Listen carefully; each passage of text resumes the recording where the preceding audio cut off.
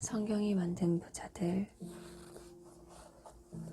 메리 케이 애쉬 두 번째 시간입니다. 세일즈의 여왕. 메리 케이가 일을 시작한 지 얼마 되지 않아 댈러스에서 연례 직원총회가 열렸다. 부족한 것을 배울 수 있는 최고의 기회라고 생각한 메리 케이는 총회에 꼭 참석하고 싶었다. 그러나 차비도 없을 정도로 너무 가난했다. 어렵사리 기차 요금을 빌린 그녀는 여행용 가방도 없어서 샘플용 가방에 옷가지와 여행용품을 넣어 짐을 꾸린 후 출발했다. 훗날 그녀는 직원총회 때 받은 인상에 대해 이렇게 말했다. 그곳에서의 3일이 내 인생을 완전히 바꾸어 놓았죠. 나는 회의실 맨 끝줄에 앉아 최고의 실적을 올린 세일즈 우먼에게 왕관을 씌워주는 것을 지켜봤어요. 세일즈 여왕 자리에 앉고 싶다는 생각밖에 없었지요. 내가 있어야 할 자리가 거기라는 생각이 들었어요. 여왕은 모든 면에서 나와는 너무도 달랐어요. 날씬하고 키도 크고 짙은 갈색 머리에 성공한 여성이었죠. 그러나 나는 키가 작고 날씬하지도 않았어요. 세일즈 여왕의 머리에 쓰여져 있는 왕관과 부상으로 준 악어 가죽으로 만든 백에 매료되어 그 순간 내년에는 반드시 내가 여왕이 되겠다고 다짐했죠. 당시 스탠리 홈 프로덕트는 판매 직원들에게 다음 3가지 사항을 강조했다. 큰 포부를 가져라. 나아갈 길을 찾아라. 다른 이에게 자신의 목표를 공개하라. 자신의 목표를 다른 사람에게 공개하는 시간이 되었을 때 메리 케이는 사장에게 직접 자신의 목표를 말하는 것이 가장 좋은 방법이라는 생각이 들었다. 그녀는 얼굴도 모르고 있던 사장에게 당당하게 걸어가서 말했다. 내년에는 반드시 제가 세일즈 여왕이 되겠어요. 그러자 사장은 그녀의 눈을 똑바로 쳐다보며 말했다. 좋아요. 당신은 분명 세일즈 여왕이 될 수 있을 겁니다. 사장은 메리 케이의 손을 힘주어 잡고 꼭 목표를 달성하라고 한 번 더 말해주었다. 탁월한 판매 능력과 승부 근성을 지닌 메리 케이는 다음 해에 사장에게 약속했던 대로 세일즈 여왕이 되었고 판매 직원 10명을 관리하는 간부가 되었다. 좌절은 없다. 업계에서 능력을 인정받은 메리 케이는 1952년 좀 더 큰 회사인 월드 기프트로 자리를 옮겨 11년간 직원 교육 담당 책임자로 일했다. 1963년 교육 담당 국장으로 있던 그녀는 자신이 가르친 남자 직원이 자신보다 훨씬 많은 보수를 받고 승진하는 것을 보고 충격을 받았다. 그녀는 여자는 아무리 일을 잘해도 남자보다 더 높이 올라갈 수 없다는 것을 깨닫고 절망감을 느꼈다. 메리 케이는 미련 없이 회사를 그만두었지만 심한 우울증에 빠졌다. 그녀는 세일즈 업계에 25년간 몸담아왔던 베테랑이었다. 그런 그녀가 자괴감을 느끼고 세일즈 일을 그만두었으니 죽고 싶을 정도로 심한 상실감에 시달리는 것은 어쩌면 당연한 일이었다. 그녀는 훗날 당시의 심정을 이렇게 고백했다. 그때보다 더 비참한 시절은 아마 없었을 것이다. 나는 이제 내 인생은 끝났다고 생각했다. 나는 마치 거리를 떠돌아다니는 유령 같았다. 그녀는 또 남성 중심의 사회에서 기회를 박탈당한 억울함을 다음과 같이 털어놓고 있다. 남자들은 여자도 동등한 존재라는 걸 인정하려 들지 않았다.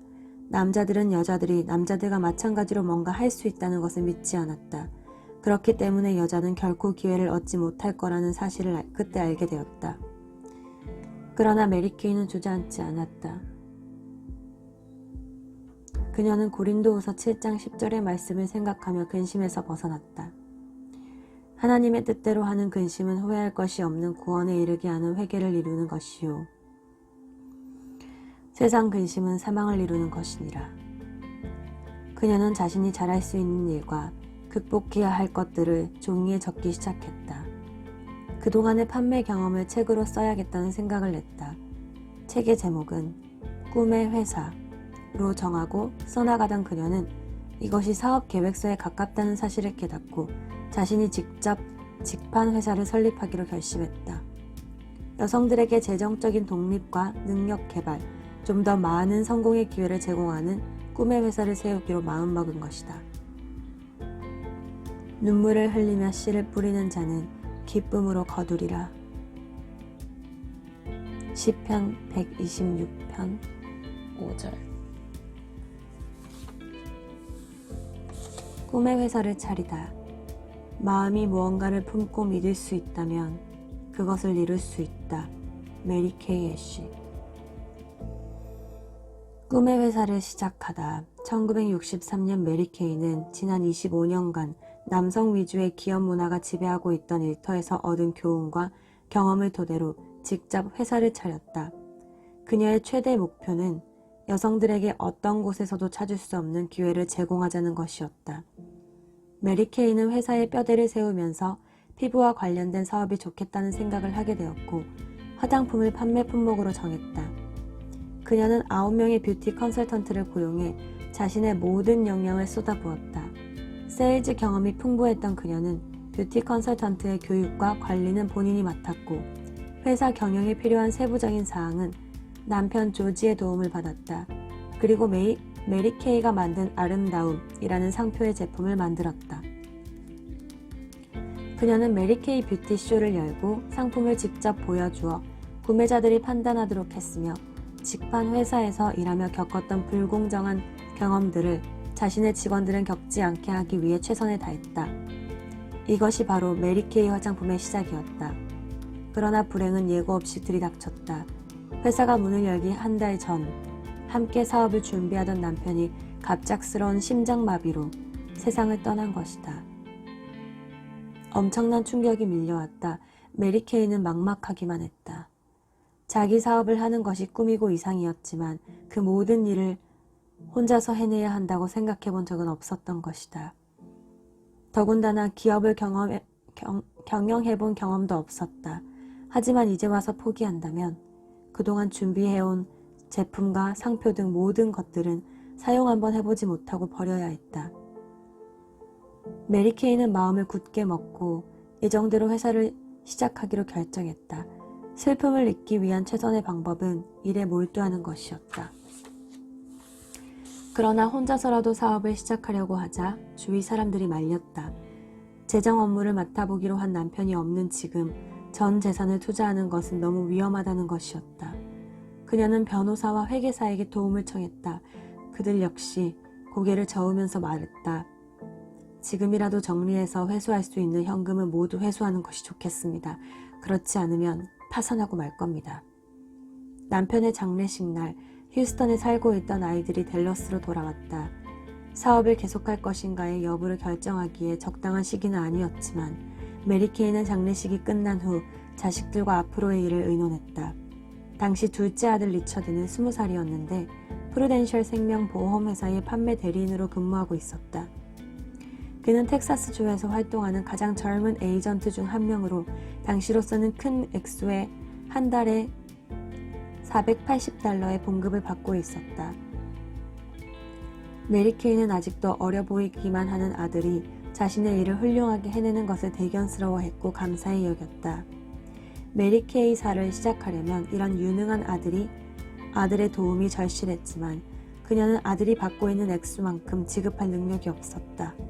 그녀는 마음을 졸이며 리처드에게 도와달라는 말을 꺼냈다. 리처드는 조금도 망설이지 않고 그렇게 하겠다고 대답했다. 그때 27살로 두 아이의 아빠였던 큰아들 벤은 리처드처럼 곧바로 모든 것을 정리하고 어머니의 사업에 합류할 수는 없었다. 벤은 주머니에서 통장을 하나 꺼냈다. 통장에는 $4,500가 들어있었다. 고등학교 때부터 저축해왔던 돈이었다. 어머니는 잘하실 수 있어요. 이건 제가 그동안 저축한 돈인데 조금이라도 보탬이 됐으면 좋겠어요. 그리고 언젠가는 저도 어머니와 함께 일을 하고 싶어요. 아이들의 격려의 말은 메리 케이에게 큰 힘이 되었다. 벤은 8개월 후 메리 케이의 사업이 확장되자 다니던 직장을 그만두고 댈러스로 왔다. $750나 되는 월급을 포기하고 리처드와 같이 $250를 받으며 함께 일하기로 한 것이다. 메리 케이의 가족은 나중에 딸 마릴린이 메리케이사의 디렉터가 되면서 마침내 하나가 되었다. 1963년 9월 13일 메리케이 코스메틱사는 예정대로 문을 열었다. 하지만 메리케이는 9명의 뷰티 컨설턴트와 재정을 담당하게 된 20살 난 아들이 과연 일을 제대로 해낼 수 있을지 걱정되었다. 지금은 유능한 에이전트가 되긴 했지만 리처드가 남편의 빈자리를 완전히 채워줄 수 있을 거라는 믿음을 갖기는 어려웠다. 그녀는 혼자서 되뇌곤 했다. 기적이 일어나지 않는 다음에야 이 일이 가능할까? 믿음이 부족했기 때문인지 그녀는 그때까지 하나님께서 기회라는 하나의 문을 닫으시면 또 다른 문을 열어주신다는 사실을 모르고 있었다. 리처드가 얼마나 훌륭하게 일을 처리해 나갈 수 있을지 알지 못했던 것이다. 그러나 하나님은 이미 리처드를 준비시켰고 회사를 키워나갈 수 있는 능력도 주셨다. 회사가 문을 열고 5년이 지났을 때 리처드는 미국 마케팅 연합회에서 수여하는 올해의 남성 상을 받았다. 최연소 수상자였다. 그 무렵 한 친구가 메리케이에게 이런 말을 했다. 메리케이, 저는 하나님께서 메리케이사를 지켜주셨기 때문에 성공할 수 있었다고 생각해요. 그녀 또한 그 말이 맞다고 생각했다. 독립 뷰티 컨설턴트의 도입. 자본금이 많지 않았던 메리케이는 댈러스의 작은 상점을 빌려서 일을 시작했다. 회사의 규모도 작고 상품을 보관할 장소도 따로 없어서 손님이 원하는 상품이 떨어지면 창고로 달려가 찾아오는 등 힘들게 일했다. 그러나 그녀는 성공할 수 있다는 자신감을 가지고 새로운 판매 방식을 생각해냈다. 화장품 판매에 처음으로 뷰티 컨설턴트를 도입한 것이다. 뷰티 컨설턴트란 단순히 화장품을 파는 판매원이 아니라 피부관리 전문가를 의미한다. 이들은 회사에서 직접 상품을 구매하고 독립적으로 판매했다. 메리케이는 그동안의 경험을 통해 방문 판매는 이미 낡은 기법이라는 것을 깨달았다. 판매원이 고객을 찾아가는 것이 아니라 고객이 화장품을 찾아서 올 수 있도록 판매 방법이 개선되어야 한다고 생각했다. 즉, 컨설턴트가 뷰티쇼를 개최해 잠재 고객들을 모으고 각자에게 적합한 상품과 올바른 사용법 및 효과를 보여주자는 것이었다.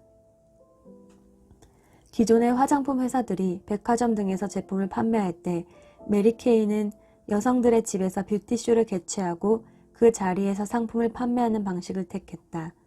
여성들이 화장을 하는 곳이 화장품을 판매하기에 가장 편안하고 좋은 장소라고 생각했기 때문이었다. 메리케이의 이름이 알려지면서 댈러스 시내에 있는 여러 백화점에서 메리케이 매장을 설치하자고 제안을 했다. 하지만 그녀는 이를 모두 거절했다. 또한 당시 스탠리 홈 프로덕트 같은 방문 판매 회사들이 수십 명의 고객들을 불러놓고 모임을 갖곤 했지만 메리케이는 대여섯 명의 고객들을 대상으로 모임을 가졌다. 소수의 고객들을 대상으로 뷰티쇼를 개최한 이유는 많은 사람들을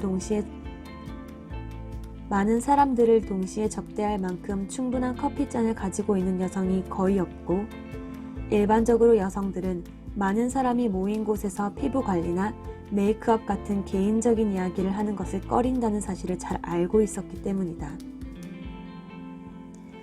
메리케이사의 뷰티 컨설턴트들은 단순히 상품을 파는 것만이 아니라 고객들의 피부를 평가해주고 각 개인의 피부에 맞는 화장법을 알려주었다. 고객들에게 적합한 상품을 권하고 올바른 사용 방법을 알려주면 판매가 저절로 늘어날 것이라는 예상은 현실로 나타났다. $5,000를 투자해 시작한 사업이 창업 1년 만에 $20만 의 매출을 올린 것이다. 이는 참으로 경이로운 일이었다.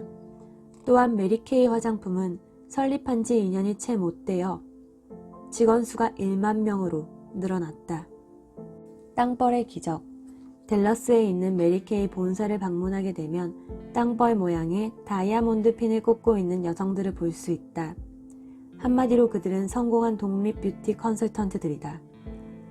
메리케이는 자신의 의욕에 불을 붙인 스탠리 홈 프로덕트의 연례 행사를 메리케이사에도 도입했다. 그녀는 이 연례 모임을 통해 뷰티 컨설턴트들이 서로 경쟁할 수 있도록 하고 우수한 성적을 올린 직원들을 격려하기 위해 성공의 사다리라는 독창적인 시상 제도를 마련했다. 또한 인정을 받을 때 자부심이 생길 것이라고 판단한 그녀는 인센티브 같은 금전적 보상뿐만 아니라 다른 형태의 다양한 보상 방법을 도입했다. 최고의 성과를 올린 직원에게 주는 특별한 선물을 땅벌 모양의 범블비 다이아몬드 핀이다. 메리 케이는 땅벌이 불가능해 보이는 것을 이루어내는 여성의 능력을 상징적으로 나타낸다고 생각했다. 기체 역학을 연구하는 사람들은 땅벌 관찰을 통해 이 생물이 생태적 조건으로 인해 날아다닐 수 없다는 사실을 발견했다. 날개는 너무 약한 반면 몸통은 상대적으로 너무 크고 무겁기 때문이다. 그럼에도 불구하고 땅벌은 기적처럼 날아다닌다. 메리 케이는 그것을 보고 성경에서 말하는 기적을 생각했다. 믿는 자들에게는 이런 표적이 따르리니 곧 저희가 내 이름으로 귀신을 쫓아내며 새 방언을 말하며 뱀을 집으며 무슨 독을 마실지라도 해를 받지 아니하며 병든 사람에게 손을 얹은즉 나으리라 하시더라. 마가복음 16장 17에서 18절. 메리 케이의 눈에는 세상 만물이 땅벌을 향해 날 수 없다고 말하지만 하나님만은 넌 날 수 있어 라고 속삭이는 것처럼 보였다. 그녀는 이렇게 말하곤 했다. 땅벌은 꼭 우리 여성들 같아요. 큰 욕심을 부리지는 않지만 열심히 걸어 결국에는 정상에 오르거든요. 메리 케이 애쉬, 성경이 만든 부자들. 오늘은 여기까지.